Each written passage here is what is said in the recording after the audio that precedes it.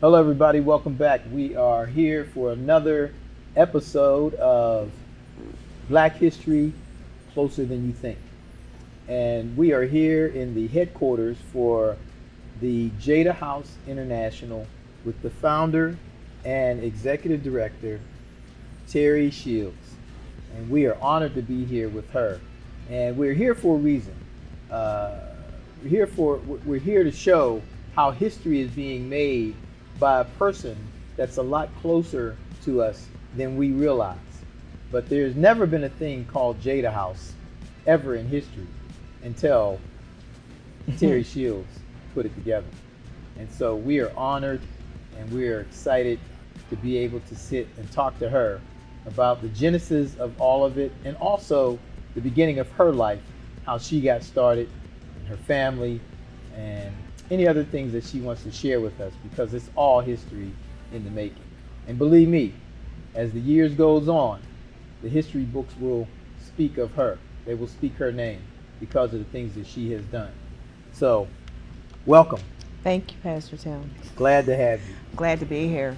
So just wanted to start off by letting you talk a little bit about Jada House International and kind of how that got started and what inspired you to do it, because in this community there has been great needs, and for you to just, I mean, when you did this, and thankfully I'm a part of your story, because when you did this you were still working, and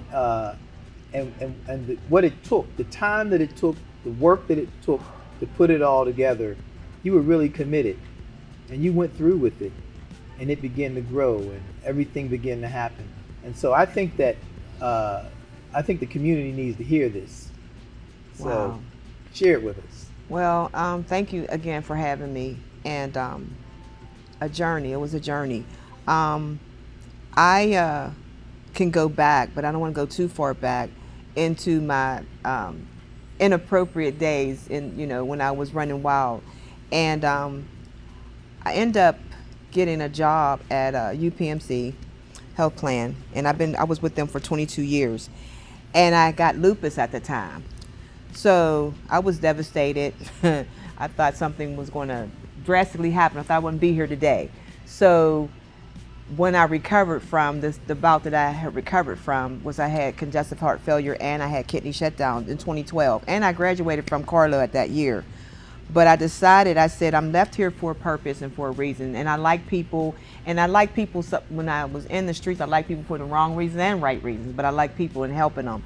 And so I decided that I would get a group of women together and just sit in my living room, and I loved to cook at the time, and just cook a meal, and we fellowship about the things that we were going through, whether it was children dying of gun violence, whether it was chronic illnesses, whether it was trying to make the community better. And the ladies that I joined forces with, which are no longer with us, Renee Fuller was very influential in making me do sign-in sheets and making me have agendas. And their mother, Mary Fuller, would come, and Carol would come. And as I stated, they're all not here with us, but we just started and we gathered. It was just three of us, and then it just grew. Just by word of mouth. I think it was the food, but I don't know. But they would just come, and then the Jada House came from my grandchildren. I have 12, but they all didn't make the cut. So the grandchildren with the initials JADA made the cut, and that's where Jada came from. And I did that purposely to let them know that anything you put your mind to and you're consistent with it, it will come full fruition. And they always say, "Man, you was not playing." I'm like, I was not playing. And so we created different programs that we do now. Renee started the Blast Off. I named it. She said, let's do book bag giveaway. And at the time, we didn't have a 501c3. We were just like pitching in, and I was going in debt, buying food and paper products and all that. And then the Greater Hazelwood Plan came about, and Kurt Holbrook was a part of that at the time. And the GACC, I wasn't familiar with it, but I got familiar with it when he asked me to be on the committee. I think it was the steering committee, I believe. And I was telling him, because I would ask people for money, but you were very influential at the time, because our first blast off, You initially made sure we had hot dogs and hamburgers, and at the time I thought we had a wrap because we had a name and we had we had an articles of incorporation, but we didn't have the license, the 501c3 license. And I went to the bank with the check, and they said we can't cash this, and I'm like, oh my God! But anyway, you came through. We had hot dogs and hamburgers. We gave away 35 book bags, and it was really nice. We did it at the spray park, and then I thought about seniors. Who takes care of the seniors? Where are we doing with them? So I thought about a senior luncheon. But at that time, Kurt was still managing that Greater Hazelwood, well, not the Greater Hazelwood Community Collaborative, but the plan, Our Hands, Our Plans. And so he was influential in getting our 501c3 expedited. Okay. So he went to how he ever went to Harrisburg, whoever he talked to. We started in 2014. We had our 501c3 in 2016.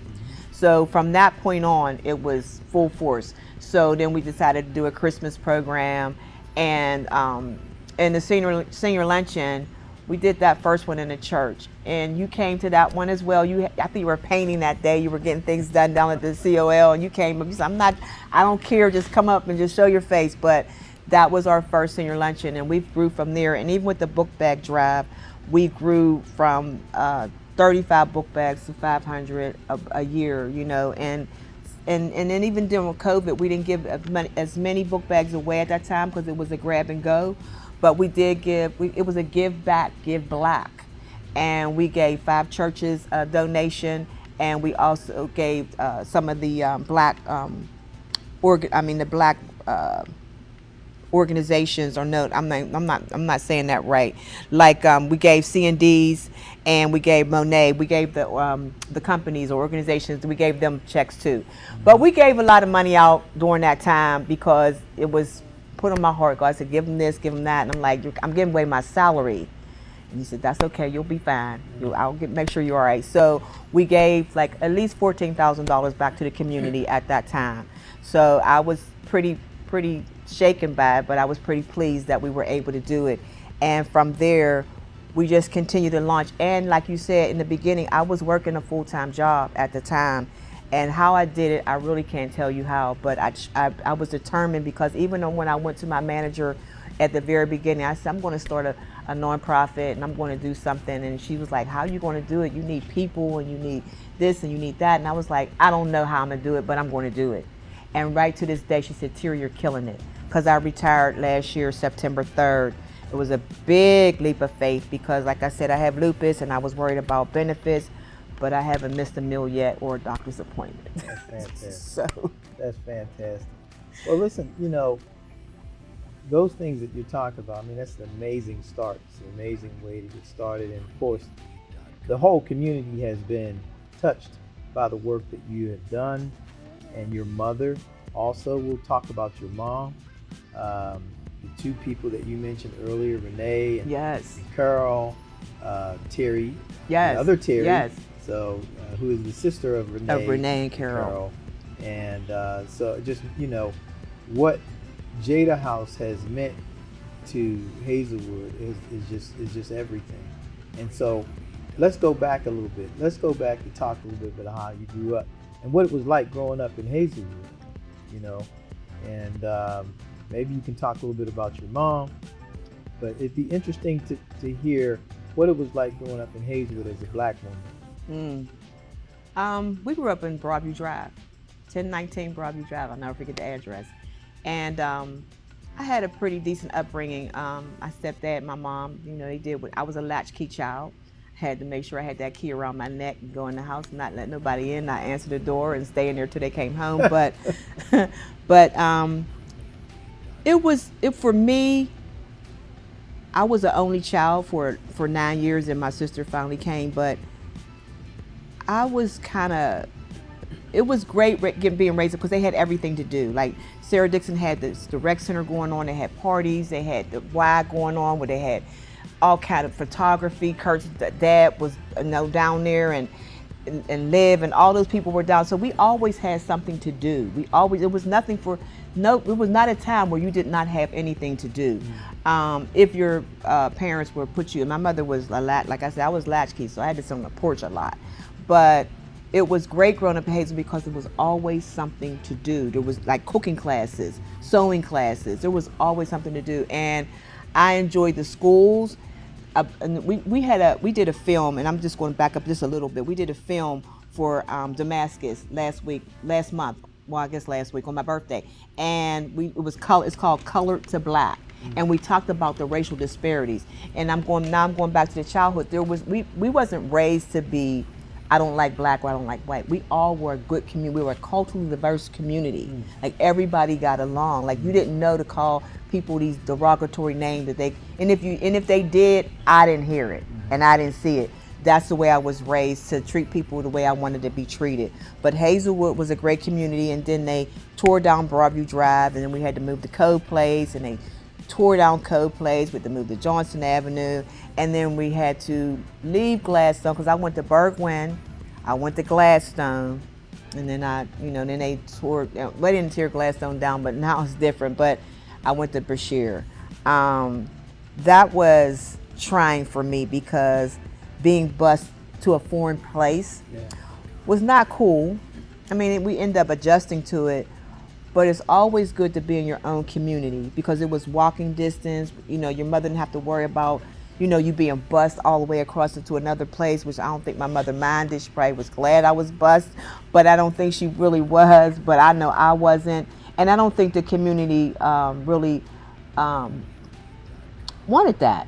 And even with the Propel school, it's a good school, I guess. I don't know, I have any children, but Bergwijn was a wholesome, family oriented. Even the teachers, you knew the teachers, you knew the gym, you knew everybody, and everybody was willing to help. And you might have had some ones that you didn't know about, but it was good growing up in Glen Hazel, Hazelwood. It was great growing up in Hazelwood.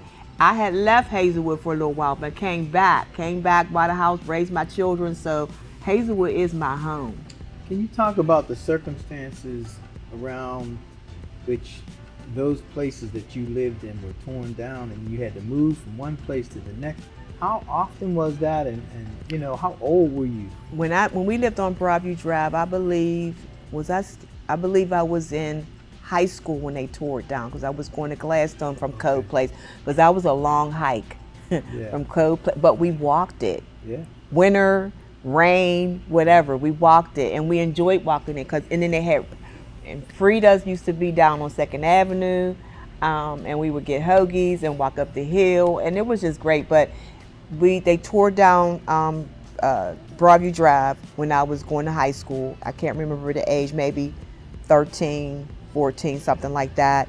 And then we were in Code Place, and by the time they tore down Code Place, I was in high school. I was going to Brashear because we were getting bused from Code Place to Brashear, and I was in the 9th grade, so I had to be about 15, 16, something like that. And then we was down, and I finished Brashear on Johnston Avenue. So yeah, it was crazy, and I don't even know the purpose of why they tore them down because, as you know, there's nothing up Broadview except for a nursing home, I believe, and Code Place is like just a dusted land that something should be done with it. Were the majority of the kids and families that were impacted by these things, were they African Americans? Mostly black? Yeah, because even Sugar, they called it Sugar Hill, but they were everybody. And my aunt, we talked about that at Damascus. It was always strategically planned that the whites lived on one side of the street and the blacks lived on the other side of the street in the public housing. But I never paid any attention, but she did because my grandmother and my grandfather, they grew up on Roselle Court. Yeah.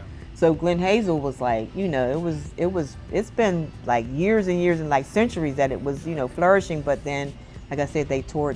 I think they were army barracks, I think, and they tore them down and they rebuilt those houses on Johnston Avenue. But yeah. Talk a little bit about what your mom used to do as you watched her do these things. My mom is my mom. She's funny, but she's the queen. She really is because she taught me a lot about morals and values and caring about people, and it stuck with me. Even in my crazy days, it stuck with me. But while she was in Glen Hazel and Johnston Avenue, she opened up her home to children, to adults. She paid for some children to go to school. I remember the girl's name, but she paid for her to go to school. She allowed people that didn't have nowhere to stay with their children in her house until they found somewhere to stay. She entertained the kids in the neighborhood in her basement, from what I gathered, because I was grown and gone, and she would they would have popcorn and they would have movies, and she would pray with them and do Bible stories and all this stuff. And I mentioned when I posted her on Facebook one day for Mother's Day or something, or a birthday, and they were like all these people were like, "That's your mom. Oh my God, I love your mom," and da da da. And I'm like, "You know my mom?" Like, but those are the things that she would do in the community, and it was her and Howard Jackson's mom. They were close. They were very close, and they would do like a lot of praying and a lot of entertaining, people who didn't have, and giving away clothes and stuff like that. So I didn't know she was doing all that because I was out there doing some other stuff. But I found out, through the years that that's what she did, and that's where I feel like I picked up the torch where she left off at. You know what I mean? So she did a lot in the community that I didn't know about. Yeah. When you think about the work that you've done, and as I mentioned before, Hazelwood, I don't think Hazelwood would be where it is today if you had not started doing what you were doing, because the work that you were doing was impacting people who would later impact other people, and who would later impact other people. So your work is like the fishes and the loaves in the Bible. You know how Jesus held it up to God, he blessed it, he broke it, and it just kept on breaking. So your work continues to break even to this day. But talk about maybe some of the people that you touched through Jada House International and what they're doing right now. Well, I do know I touched a lot of the teens, okay, because even though I touch family members as well, because they always talk about what we do on Monday nights and keep bringing women in on Monday nights, and right now we're on Zoom. But my aunt and Terri, there was just different ones. Renee, they would invite different women to come and just sit and fellowship with us. Even Elder Ebony, she would come sometime. They would all come and sit and pray. Pastor Nate would come sometime and give lectures at the meetings. So I know I impact people to go out and do other things or do more for the community, and that's great. And then the kids, but some of them were one is in college, one's in college. And most of them are working now, just working jobs. But when they see me, it's like, oh my God, Miss Terri, you know what? I'm doing this, I'm doing that. And some of them have children, and some of them still come back and just sit and just chill with me. And that's a good feeling, because you never know what kind of impact you put on somebody just because you sit down and listen, just because you show them that you care, and just because they're allowed to come here or wherever I'm having programming at to be themselves, to be able to express themselves. Couldn't express myself and tell anybody I don't like my mom. She's getting on my nerves, because they would go back and tell my mom, Terri said. So at least they're able to express themselves and get good resources here, and also input, because I won't never tell anybody to do the opposite of what I wouldn't do. Right. So you have to make it work. Try to make it work. So yeah, I think that was the impact that I've caused on some of the teens and the women. So that's a good thing. Well, under your leadership, when you were the chair of the GHCC, the Greater Hazelwood Community Collaborative, you took that position just before COVID. The pandemic hit. Oh my and goodness. And I had the pleasure of watching you lead, and watching how you pulled people together, how you called the community together, the community of service providers together. And I remember very clearly on the 13th of March, you calling a meeting, and you had it over at Center of Life. And we all came, as many of us that could come, we came. And you were talking to us about, we got to get it together. We got to have this thing ready to go. We had no idea that the governor would shut down the state that Monday. Yes. That Monday. I remember that. But because of your leadership and because of what you did, we were ready on that Monday. so that Friday we met, the 13th. That Monday we were delivering food, and Yes. we were all organized, and everybody was doing what they were doing. And you held those meetings. You kept those meetings going online, where we would update each other, and we would continue to find out what people needed and the resources you kept.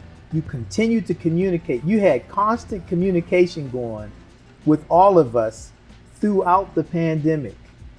And you ran Jada House International. And I worked. And you worked. I had a and job. You worked, because that was before you retired. Yeah, that's I right. worked. That's right. It was I want to say this about the Greater Hazel. I think it's a great organization, that everybody created in the community, and it keeps us informed, and it keeps us informed, and it keeps us to continue to reach out for the needs of the people. We have to agree to disagree. We have to come together, because what I saw, what I learned a lot, which is helping me today in my leadership role. And everything happens for a reason and purpose. And I always say, you tricked me, but it was a good trick to be involved, because it taught me a whole lot. And during COVID, for me to be able to have all these meetings, because I had to have leadership help, to help me with those. And you helped me, and different ones helped me with that, with putting those meetings together. Danielle, they all helped me put those things together. But we came together as a community. Yeah. I'll never forget that. Yeah. Like, there's no reason why we still can't come together. I mean, there's differences or whatever, but we actually all came together and made sure people had food, made sure people got out to vote, made sure the kids had their homework, made sure we had lunch. Yeah. We all came together to make it happen. Right. And I'll never forget that. Now, my role, I always, it was mediocre, I'll say, for myself. And it's good to hear that I did just a great job. But the communication came from me making sure emails and communication went out. That just came from being a corporate job. Mm-hmm. We always had to make sure emails went out. So if it came at 2:00 in the morning and I was up at 2, then the email went out at 2, because I wanted to make sure you got it before I forgot. Because like you said, I had a job, I had Jada House, and I was running this cheer thing. And I'm like, and to sit here and think about this, I don't even know how I did all that. Yeah.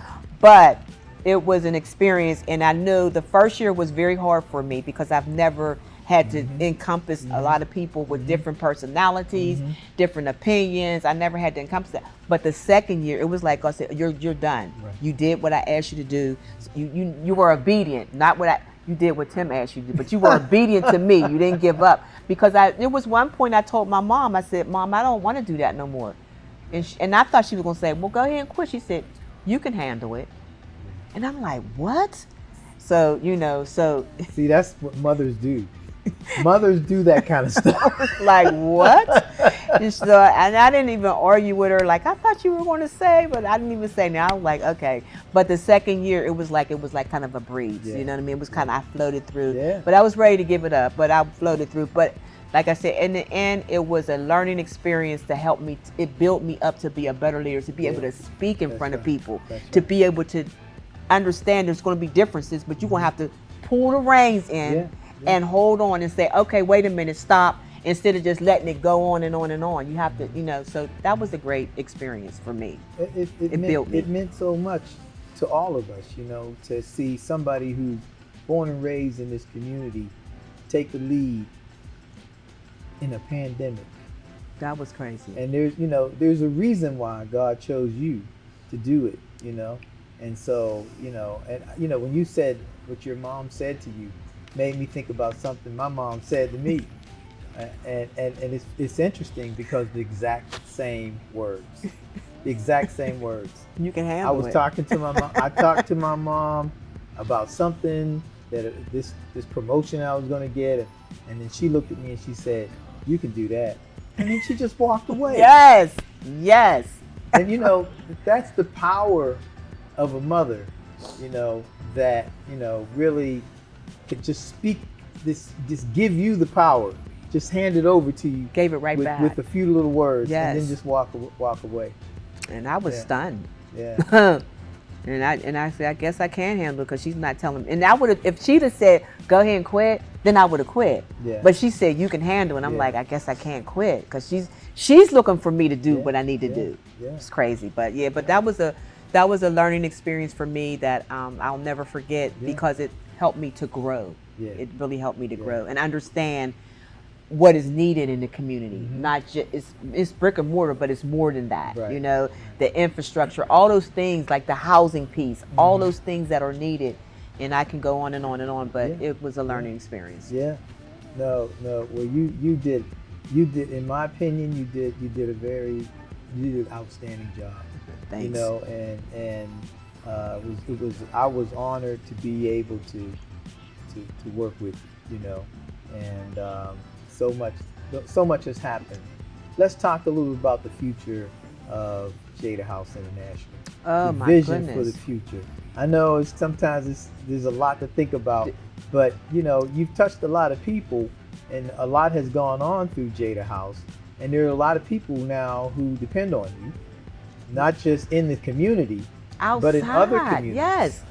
Well, this morning a lady called me because we have our website updated from CMU. They updated it. So if you wanted to go to the senior luncheon, which we're full now, we don't have any more seats. But if you wanted to go to the senior luncheon, you could register on our website.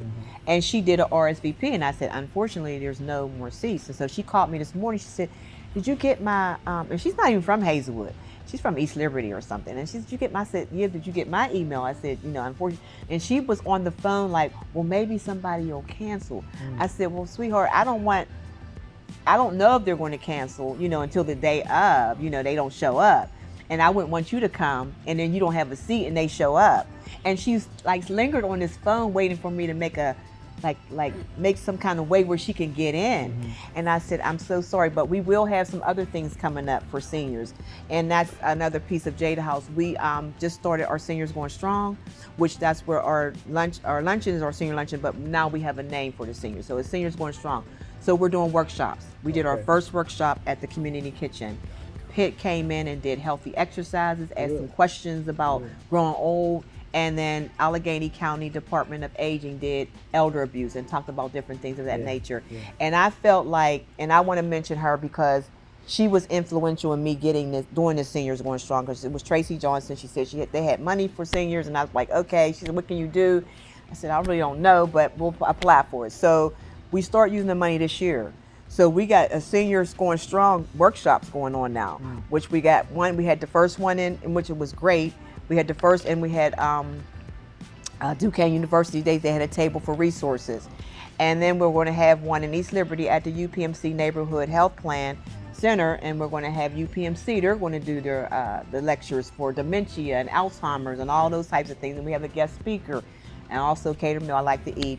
And then we're going to do another one on the south side over there on Technology Drive on Alpha 2nd Avenue. Okay. So that's something that's coming down the pike, because I feel like we need branches. I'm not going to make too many branches because I need capacity. Right now I'm doing capacity building. So if anybody wants to volunteer and work, come on, let me know. But we got that going on. And then I'm doing a cohort with CSP. We're doing a kinship program. That'll be launching in January.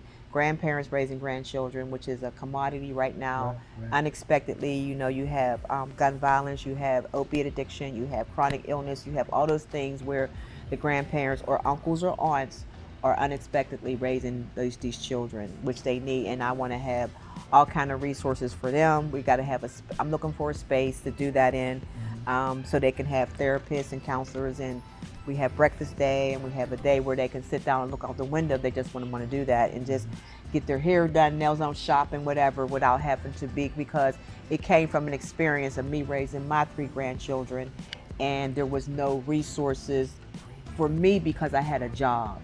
And if I wanted to do second chance, you had to go through these classes and get, stipends and stuff. And I wasn't really interested in that because I was working, and my mindset wasn't stipend.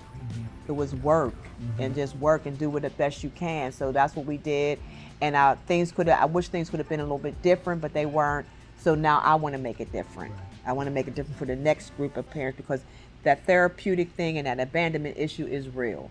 It's really real. So they need that to be able to relax and enjoy their lives. And so then we just named the teens, not teen night anymore. It's teens causing impact. So I'm building that up again so we can get more teens in here. But the thing about it right now, I'm doing capacity building with PACE, and we have a consultant that's working with us so that we can get staff on board and get a bigger space, share a space, whatever we need to do, because we are outgrowing this space that we're in now. Yeah, yeah. Well, you're a person, you're a black person who is made history and is making history. So just let's be clear about that. You've made history and you're making history, and I hope that you will keep a journal or something of the things that you've done, the things that, the positions that you've been in, because you don't lift yourself up. I noticed that. You're humble. You don't lift yourself up, but when I look at you, I see a person that I look up to. I see a person that I'm really admire, and I appreciate your stick-to-itiveness, your perseverance, your resilience. All of those things I appreciate. That's your mother. Shirley. That's my mother. Well, see now, because she said we have to interview the queen. Yes, she said you don't never start something and don't finish. Because if you don't finish, you'll always not finish. And that's when I was at CCAC. I was ready to quit. And she's like, Terri Lynn, if you start something, you need to finish it, or you'll never finish anything. So when I started this, there's blood, sweat, and tears sometimes. Yeah. But God just, he opens up windows. Yeah. And then, you go through valley moments, and, you don't stay in the valleys, you go through the valleys. So, you pick yourself up and say, what was the purpose you starting it and not finishing it? Like, it's the purpose in this, and it's not for me. The purpose is for my grandchildren, or it's for somebody else that's looking on to see that when you start something that you really got your mind set on and your heart set on, and it's a good thing, then you finish it. You don't just stop. You just keep going.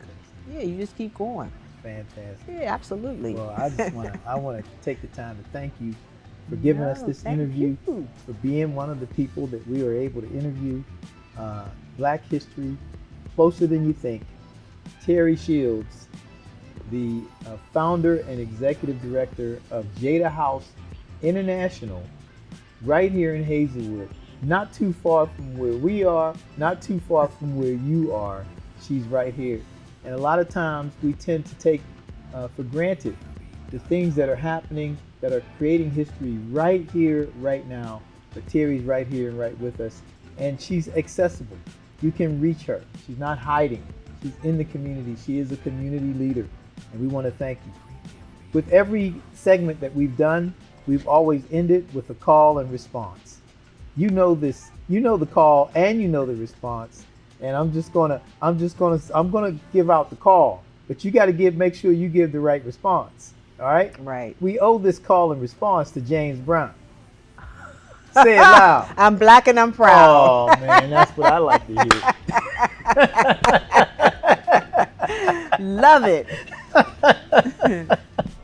That's it. That's it. Good. That was a great interview. It was nice. Yes. I love it when somebody leads and I can follow.